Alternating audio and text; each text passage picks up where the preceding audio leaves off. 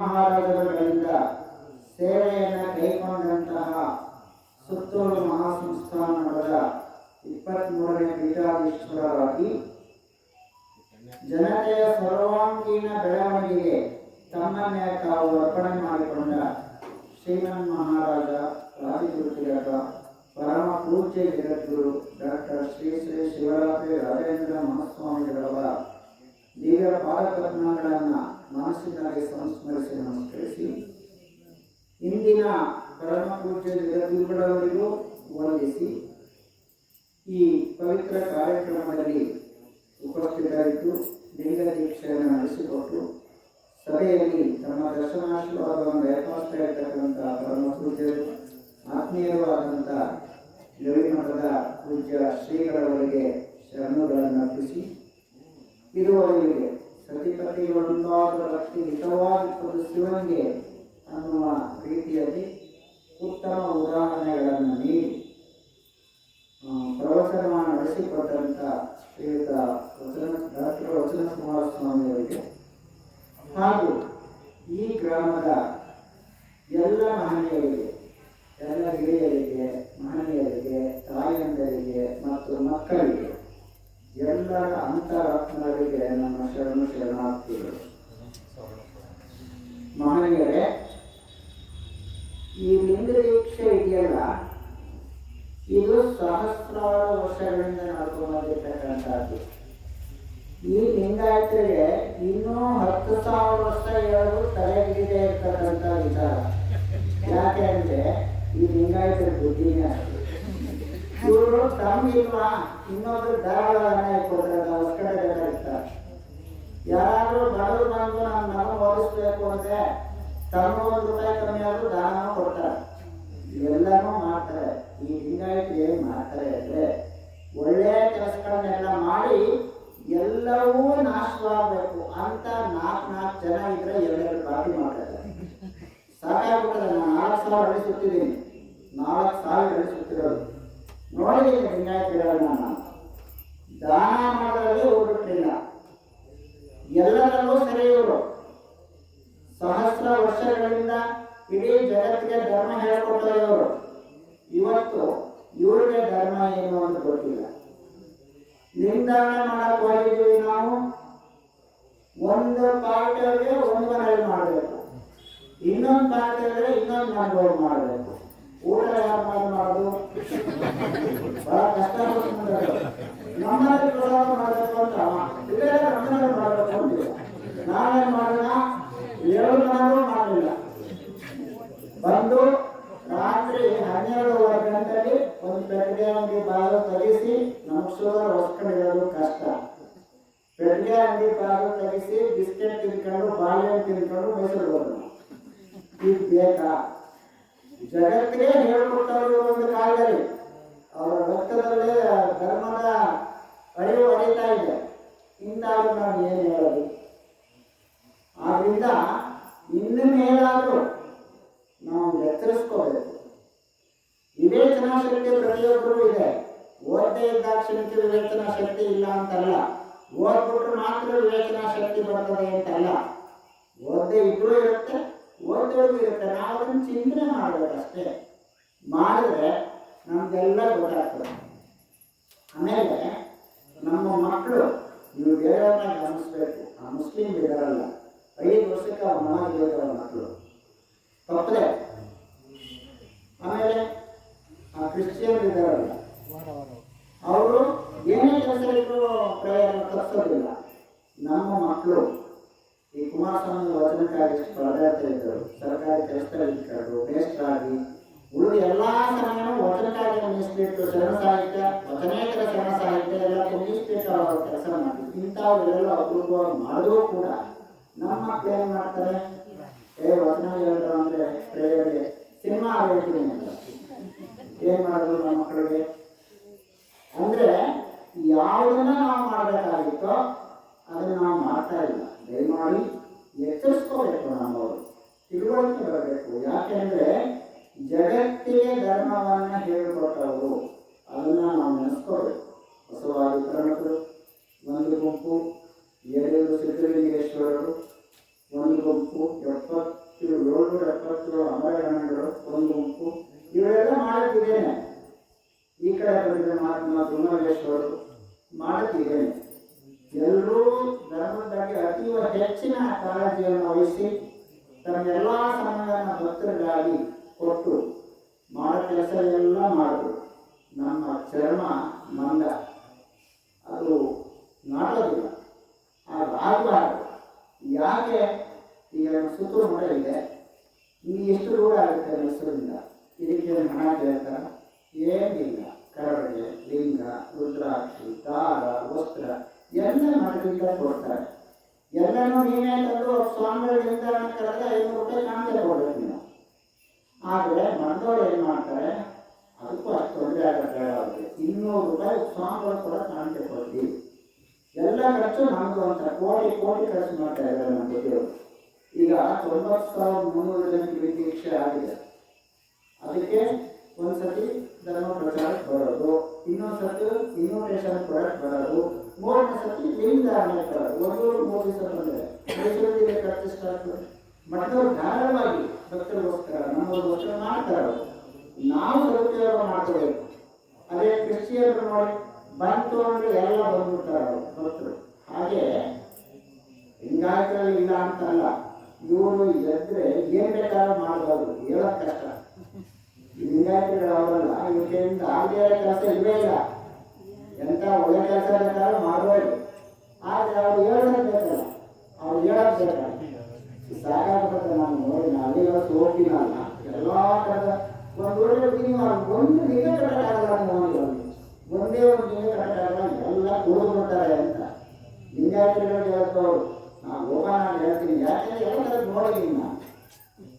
ಆಗ ಯುವಕ ಸಂಘ ಇತ್ತು. ಯುವಕ ಸಂಘದ ಪ್ರೆಸಿಡೆಂಟ್ ಹೋಗಿ ಮಾತಾಡಿದೆ. ಅವರ ಮನೆಗೆ ಹೋಗಿ, ಮನೆ ಅಲ್ಲ ಆಫೀಸು, ಮನೆ ಮುಂದೆ ಆಫೀಸ್ ಮಾಡ್ಕೊಂಡಿದ್ರು. ಅದೆಂದ್ರೆ ಯುವಕ ಸಂಘ ಮಟ್ಟಿದ್ದೀನಿ, ಡೈಲಿ ಬರ್ಕೊಂಡಿದ್ದೀನಿ ನಾನು. ಅದು ಹೇಳ್ತಿದ್ದೆ, ಈಗೆಲ್ಲ ಈಗ ಮಾಡ್ತಾರಲ್ಲ, ಏನು ಮಾಡೋದು ಅಂತ. ನೀವೇನು ಮನುಷ್ಯನ ಬಂದ ಎಲ್ಲ ಈಗ ಮಾಡ್ತಾರೆ, ನೀವೇನು ಮಾಡ್ತೀರ, ನೀವು ಅದನ್ನೇ ಮಾಡ್ತೀರ ಅಂತ. ಈ ಮತ್ತು ಒಳ್ಳೆ ಕೆಲಸ ಮಾಡಿ ಆ ರೀತಿ ಮಾಡೋಣ, ಬನ್ನಿ ನಮ್ಮ ಮನೆಗೆ ಹೋಗೋಣ ಅಂತ. ನಮ್ಮದು ಬಂದ್ರೆ ನಾವು ಮನೆಗೆ ಹೋಗ್ತೀವಿ ಅಂತ ಇಷ್ಟಿದ್ರು. ಪ್ರತಿ ಮನೆಗೆ ಹೋಗಿ ಅವ್ರು ಹೇಳೋದನ್ನ ಒಪ್ಪಿಸಿ, ಅಲ್ಲಿದ್ದರೆ 150 ಮನೆ, 150 ಜನ ನೀವು ಭಿಕ್ಷೆ ಆಗ್ತದೆ. ಆಶ್ಚರ್ಯ ಪಟ್ಕೊಂಡೆ ನಾನು. ನಮ್ಮ ಲಿಂಗಾಯತರಿಗೆ ಸರಿಯಾಗಿ ತಿಳಿಸಿಕೊಡ್ತಾರೆ, ಹೇಳೋ ರೀತಿನಲ್ಲಿ ಹೇಳಿದ್ರೆ ಅವರು ನಿಜವಾಗೂ ಧರ್ಮಕ್ಕೆ ತಲೆಬಾಗ್ತಾರೆ. ಆದರೆ 2 ಮಾತೇ ಇಲ್ಲ, ಹೇಳೋ ರೀತಿನಲ್ಲಿ ಹೇಳಿದ್ರೆ ಆ ಹೇಳಿದ್ರೆ ಅವರು ಖಂಡಿತ ಲಿಂಗಾಯತನ ಆಗಬಾರ್ದು. ಅದು ಸಾಕು. ಈಗ ನೀವು ಮಕ್ಕಳು ಇದ್ದೀರಲ್ಲ, ಲಿಂಗ ಕಟ್ಕೊಂಡಿದ್ದೀರಿ, ನಾವು ಅರ್ಥ ಆಗೋದ್ಮೇಲೆ ನೀವು ಕರೆಕ್ಟ್ ನೋಡ್ಬಿಟ್ರೆ ಏನು ಮಾಡೋದು? ಅದು ಕೇಳ್ತಾರೆ, ಬಿತ್ತಿದ ಬೆಳೆಯ ಕಿತ್ತು ಮತ್ತೆ ಬಿತ್ತುತ್ತಾ ಹೋದರೆ ಆ ಬಿತ್ತು ಬೆಳೆದು ಕಳೆಯೇರಿ ಬೆಳೆದ ನಿಮ್ಮ ಕಡೆಯಿಂದೆಂತ ಮರಳು ಮಾನವ. ಗುರು ಇಷ್ಟಲಿಂಗವ ತೊರೆದು ಮರಳಿ ಧರಿಸಿದರೆ ಆ ಇಷ್ಟಲಿಂಗವು ಅನಿಷ್ಟವ ಕಳೆದು ಇಷ್ಟಾರ್ಥ ಕೊಡುವ ಫಲವೆಂತೆಂತು. ಅಂದರೆ ಫಸಲು ಕೊಟ್ಟು ಹಾಕ್ತೀವಿ, ಅದು 1 ವಾರಕ್ಕೆ ಮೊಳಕೆ ಬರುತ್ತೆ, ಕಿತ್ತು ಇನ್ನೊಂದು ಕಡೆ ನೆಡೋದು, ಇನ್ನೊಂದು ವಾರಕ್ಕೆ ಕಿತ್ತು ಇನ್ನೊಂದು ಕಡೆ ನೆಡೋದು, ಅದು ಬೆಳೆಸ್ತಾರೆ, ಫಸಲು ಕೊಡ್ತಾರೆ. ಇಲ್ಲ ಹಾಗೇನೆ ನಾವು ಲಿಂಗ ಕಟ್ಬಿಟ್ಟು ಹೋದ್ರೆ ತೆಗೆದು ಗುಂಟಕ್ಕೆ ಮೇಲೆ ಹಾಕ್ಬಿಟ್ಟು ಕೆಲವು ಸ್ವಾಮಿಗಳು ಬಂದು ಹಾಕೊಳ್ಳೋದು, ಮತ್ತೆ ತೆಗೆದು ಗುಂಟಕ್ಕೆ ಹಾಕೊಳ್ಳೋದು, ಇನ್ಯಾವುದಾದ್ರು ದೇವಸ್ಥಾನಕ್ಕೆ ಹೋಗಬೇಕು ಅಂದ್ರೆ ಹಾಕೊಳ್ಳೋದು. ಆಗ ನಮ್ಮ ಮನುಷ್ಯ ಕಳೆಯೋದು ಯಾವಾಗ, ಅಷ್ಟಿಂದ ಫಲ ಕೊಡೋದು ಯಾವಾಗ? ಆದ್ರಿಂದ ನಿಮ್ಮಲ್ಲಿ ಪ್ರಾರ್ಥನೆ ಏನು ಅಂದರೆ, ದಯಮಾಡಿ ಶಿವಲಿಂಗವನ್ನು ಯಾವುದೇ ಕಾರಣಕ್ಕೂ ತೆಗಿಬಾರದು. ಬೆಳಗ್ಗೆ ಸಂಜೆ ಪೂಜೆ ಮಾಡಬೇಕು. ಆಗಲಿಲ್ವಾ ಒಂದೇ ಟೈಮ್ ಮಾಡಿ, ಸ್ನಾನ ಮಾಡಕ್ಕೆ ನೀರೇ ಇಲ್ವಾ ಮುಖ ಪೂಜೆ ಮಾಡಿ, ವಾರಕ್ಕೊಮ್ಮೆ ಸ್ನಾನ ಮಾಡೋದು ಇದೆಲ್ಲ ಅಲ್ಲ. ದಿನ ಮಾಡಬೇಕು, ಆ ಪ್ರಶ್ನೆ ಬೇರೆ. ಸ್ನಾನಕ್ಕೆ ಒಂದು ಇತಿಹಾಸ ಇದೆ, ಅದಕ್ಕೆಲ್ಲ ಕಷ್ಟ ಆಗ್ತದೆ. ಇದೆಲ್ಲ ಕಡೆ ನೀರು ಸಿಗ್ತದೆ, ನದಿಗಳಿವೆ, ಸಿಗುತ್ತೆ. ಸ್ನಾನ ಮಾಡಿ ಒಂದು ಸ್ವಲ್ಪ ನೀರು ಹಾಕಿ, ಒಂಚೂರು ಭಸ್ಮ ಹಾಕಿ, ಒಂದು ಪತ್ರೆ ಹಾಕಿ ಶಿವ ಅಂದರೂ ಸಾಕು. ಅದನ್ನು ಕಡ್ಡಾಯವಾಗಿ ಮಾಡಬೇಕು. ನೀವು 5 ನಿಮಿಷ ಮಾಡಿ, ಒಳ್ಳೆ ಮನಸ್ಸಿನಿಂದ ಮಾಡಿ, ಭಕ್ತಿಯಿಂದ ಮಾಡಿ. ಮಂತ್ರ ಕಡೆ ಪೂಜೆ ಮಾಡಬೇಕು ಗೊತ್ತಿಲ್ಲ, ಗೊತ್ತಾಯ್ತಲ್ಲ. ಮಂತ್ರ ಇರೋದು ಈ ಸ್ವಾಮಿಗಳು ನಾವು ಸುರಕ್ಷಿತ ಸ್ವಾಮಿಗಳು, ನಮ್ಮ ಕೆಲಸವೇ ಆಗುತ್ತೆ. ಪೂಜೆ ಮಾಡಬೇಕು, ಆಶೀರ್ವಾದ ಮಾಡಬೇಕು, ಅದು ಮಾಡೋಣ. ಫಲ ಸಂಪಾದನೆಗೋಸ್ಕರ ಪೂಜೆ ಮಾಡ್ತಾರೆ, ಅದೇ ಇನ್ನೊಂದು ಆಶೀರ್ವಾದ ಮಾಡಿದೆ. ಆದರೆ ಭಕ್ತರು ಇವರೆಲ್ಲ ಹೊಲ ಹೋಗ್ಬೇಕು, ಬೆಳೆಸಬೇಕು, ಕೆಲಸಗಳಿಗೆ ಹೋಗ್ಬೇಕು, ಕೆಲ ಅಧಿಕಾರಿ ವರ್ಗದ ಕೆಲಸದಲ್ಲಿ ಇರ್ತಾರೆ. ಅವರು ಕಾಯಕ ಮಾಡಿ ಅವರು ತಮ್ಮಲ್ಲಿ ಸ್ವಲ್ಪ ದಾನ ಕೊಡ್ತಾನೆ. ಮಕರವಾಣಿಗಳು ಧಾರ್ಮಿಕ ಕಾರ್ಯಗಳು ನಡೆಯೋದು. ಆ ದೃಷ್ಟಿಯಿಂದ ಒಂದು 5 ನಿಮಿಷ ಆದರೂ ಕಡ್ಡಾಯವಾಗಿ ಪೂಜೆ ಮಾಡಬೇಕು, ತಪ್ಪಬಾರದು. ನಾನು ಜಾಸ್ತಿ ಈಗ ಮೊದಲಷ್ಟು ಮಾತಾಡೋಕ್ಕಾಗಲ್ಲ. ಕುಮಾರಸ್ವಾಮಿ ಚೆನ್ನಾಗಿ ಮಾಡೋಕ್ಕೆ ಬುದ್ಧಿಗಳನ್ನು ಹೇಳ್ತಾರೆ ಎಂದು ಆ ಶಕ್ತಿ ಇಲ್ಲ ಇದೆ ನಮಗೆ. ಸಹಕಾರ ಪಡೆದ ಎಲ್ಲ ಊರು ಸುತ್ತಿ ಸುಮ್ಮನೆ ಸಣ್ಣ ಒಂದು ಊರಲ್ಲಿ ಈ ಕುಮಾರಸ್ವಾಮಿ ಅಂತ ಪ್ರವಚನ ಮಾಡ್ತಿರ್ತಾರೆ. 1 ತಿಂಗಳು ಸ್ವಾಮಿಗಳು 1 ತಿಂಗಳು ಪ್ರವಚನ ಮಾಡ್ತಿದ್ದಾಗ ಏನಾಗುತ್ತೆ, ಎಲ್ಲ ಬರ್ತಿರ್ತಾರೆ. ಅಲ್ಲಿ ಊರ ಮುಖಂಡರಿರ್ತಾರಲ್ಲ, ಗೌಡರು ಅಂತ, ಅವ್ರ ಸೊಸೆನೂ ಬರ್ತಿರ್ತಾರೆ, ಚಿಕ್ಕ ಹುಡುಗಿಯವರು. ಒಂದಿನ ಬುದ್ಧಿಯವ್ರನ್ನ ನೋಡೋಕ್ಕೆ ಎಲ್ಲ ಪ್ರವಚನ ಮುಗಿದ ಮೇಲೆ ರಾತ್ರಿ 10 ಆಳಿರ್ತಾರೆ, ಮನೆ ಆಳಿರ್ತಾರಲ್ಲ, ಆಕೆನ ಕರ್ಕೊಂಡು ಬಂದು ನಮಸ್ಕಾರ. ಏನವ ನಿಮ್ಮ ಹೆಸರೇನವ? ಹೆಸರು ಹೇಳ್ತಾರೆ. ಬುದ್ಧಿ, ನಾನು ಈ ಊರು ಗೌಡ ಸೊಸೆ. ನಿಮ್ಗೆ ಎಷ್ಟು ವರ್ಷವ ಅಂತ ಕೇಳ್ತಾರೆ. ಅವರು 2 ವರ್ಷ ಬುದ್ಧಿ ಹೇಳ್ತಾರೆ. ಆಗ ನಿಮ್ಮ ಗಂಡನಿಗೆ 1 ವರ್ಷ ಬುದ್ಧಿ, ನಿಮ್ಮ ಅತ್ತೆಗೆ 6 ತಿಂಗಳು, ನಿಮ್ಮ ಮಾವ ಅವ್ರ ಹೊಟ್ಟೆ ಹಾಗಂದ್ರೆ ಆಯ್ತಲ್ಲ. ಹೌದವ, ನೀನು ಅವ್ರಿಗೂ ಜನ್ಮ ಕೊಡಬೇಕು, ನಿಮ್ಮ ಮಾವನಿಗೂ ಜನ್ಮ ಕೊಡಬೇಕು.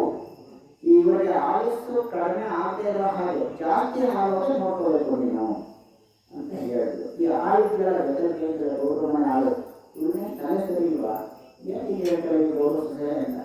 ಆಗ ಮನೆಗೆ ಬಂದ ತಕ್ಷಣ ಗೌರವ ಹೇಳ್ಬಿಟ್ರೆ ಮಾತಾಡ್ಬೇಕಪ್ಪ, ಮಾತಾಡಬೇಡಿ, ಈ ಕಡೆ ಆ ಕಡೆ ಹೋಗಿ ಮಾತಾಡಿ.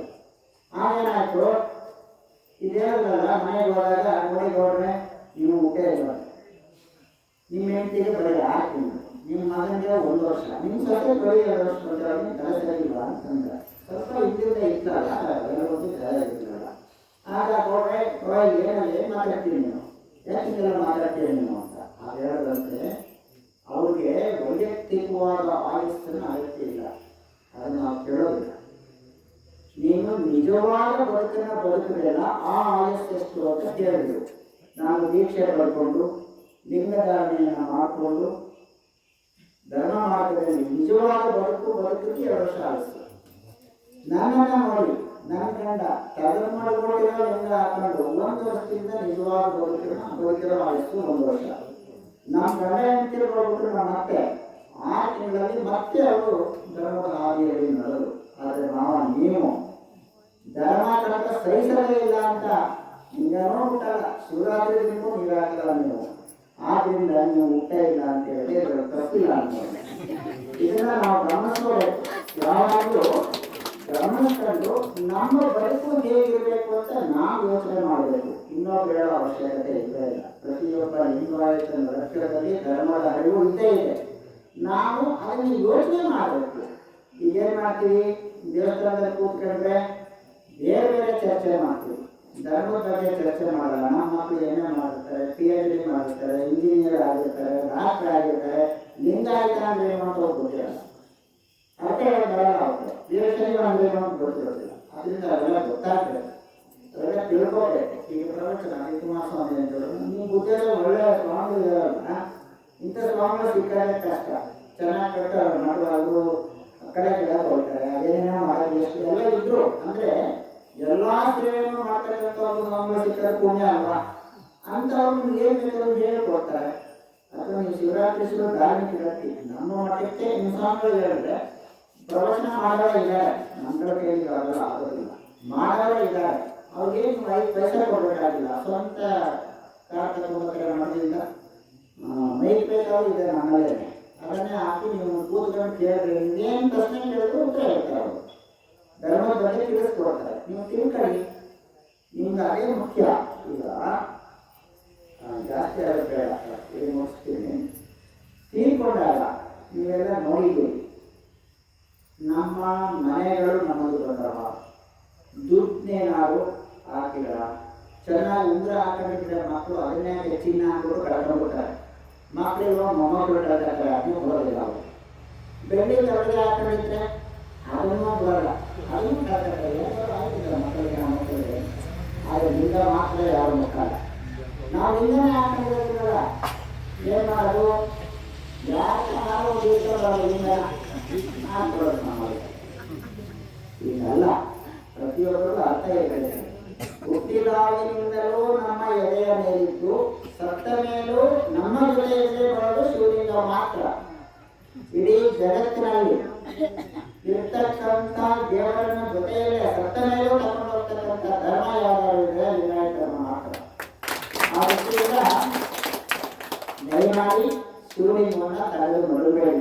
ಪೂಜೆ ಮಾಡಕ್ಕೆ ಆಗದವರಿಗೆ ಬೇಡ, ಹಂಗಾದ್ರೂ ಹಾಕೊಂಡಿರಿ. ಪೂಜೆಗೆ ಮಾಡಿದ್ರೆ ಅನೇಕ ಕಷ್ಟ. ಚೆನ್ನಾಗಿ ಪೂಜೆ ಮಾಡೋದಾಗುತ್ತೆ ನಾವು ಚೆನ್ನಾಗಿ ಬೇಡಪ್ಪ, ಜಾಸ್ತಿ ಹೋಗೋದು ಜಾಸ್ತಿ ತಗೋಬೇಕಲ್ಲ ಅಲ್ಲ. ಒಳ್ಳೆ ಮನಸ್ಸಿಂದ 5 ನಿಮಿಷ ಪೂಜೆ ಮಾಡೋದು ಅಷ್ಟೇ, ಇನ್ನೇನು ಅಲ್ಲ. ಪೂಜೆ ತಪಸ್ಸಲ್ಲ. ತಪಸ್ಸು ಅಂದ್ರೇನು? ತಲ್ಲೀನತೆ. ಒಂದು ವಿಷಯದಲ್ಲಿ ತಲ್ಲೀನತೆಯನ್ನು ಹೊಂದಿದ್ರೆ ನಾವು ಅದೇ ತಪಸ್ಸು ಅಂತ. ಶಿವಲಿಂಗ ವಿಚಾರದಲ್ಲಿ ತಲ್ಲೀನತೆ ಅಂದ್ರೆ ಲಿಂಗ ತಪಸ್ಸಾಗುತ್ತೆ. ಆ ದೃಷ್ಟಿಯಿಂದ ದಯಮಾಡಿ ಯಾರು ಶಿವಲಿಂಗವನ್ನು ಕಳೆದು ಮಡಗಬೇಡಿ ಅಂತ ಕೇಳಿಕೊಂಡು ಕುಮಾರಸ್ವಾಮಿ ಹೇಳಿದ್ರಲ್ಲ, ಯಾವುದು ಈ ಸತಿಪತಿಗಳು ಪ್ರಾರಂಭದಲ್ಲಿ ಹೇಳಿದ್ರು, ಸನ್ಯಾಸಿ ಸರಿನೋ ಸಂಸಾರ ಸರಿನೋ ಅಂತ.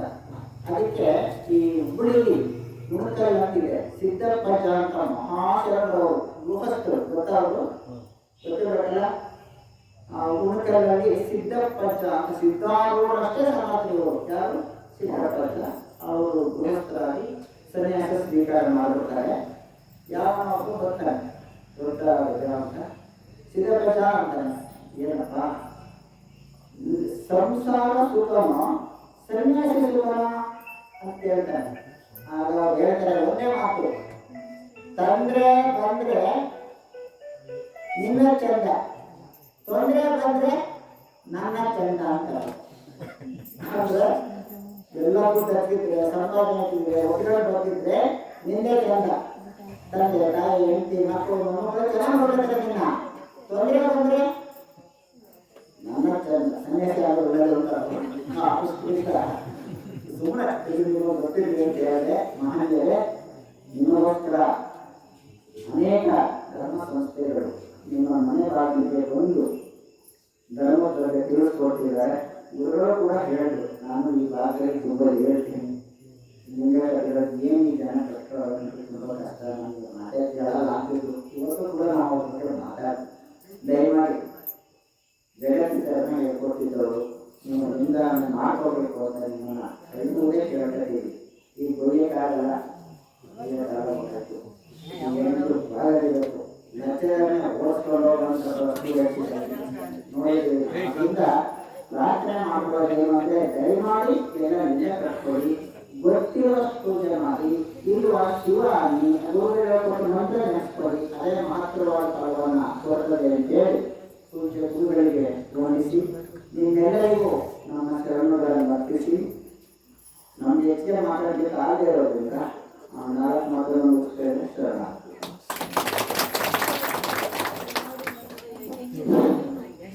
ಇದುವರೆಗೆ ನಮ್ಮ ಬೆಳದಿಂಗಳಲ್ಲಿ ಶರಣರ ಕಾರ್ಯಕ್ರಮದಲ್ಲಿ ಇಷ್ಟಲಿಂಗ ಧಾರಣೆಯನ್ನು ಸಹ ನೆರವೇರಿಸಿಕೊಟ್ಟಂತಹ, ಯಾಕೆಂದರೆ